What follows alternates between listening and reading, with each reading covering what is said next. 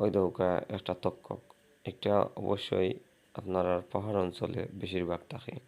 আর এই তক্ষক প্রায় আপনার চা বাগানে বা বিভিন্ন অনেক পুরাতন জঙ্গলে ওইগুলা মিলে।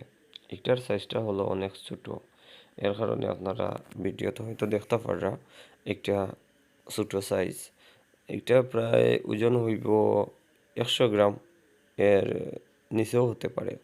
প্রায় এগুলা অনেক ব্যবসায়ী হল আছেন, তারা অনেক চেষ্টা করা ধরার জন্য, অনেক টাকা পাওয়ার আশায়।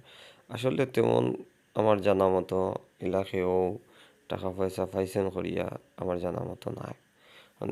এগুলার পিছনে আপনারা দিন সময় দেন, তাইলে আপনার জীবনও সর্বোচ্চ একটা বুকামি, যে একটা হয় সিলেটি ভাষায় বুকামি হইব।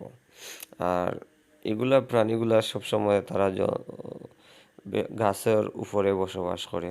তাই ওই দুটো ভিডিওর মাঝে আপনারা দেখতে পারবা আমার ক্যামেরা দেখে এই তক্ষকে কি ধরনের চালাকিতি করে। কিন্তু এই তক্ষকটা হইলো অনেক বিষাক্তক একটা তক্ষক, তার লেজটাও অনেক লম্বা, আর সেম হুবহু হাফর একটার মতন।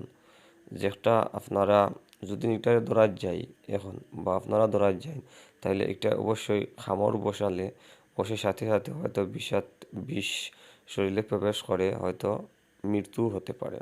তাই ভিউয়ার্স, আপনারা দেখলা একটা আনকমন একটা প্রাণীর ভিডিও নিয়ে আপনারা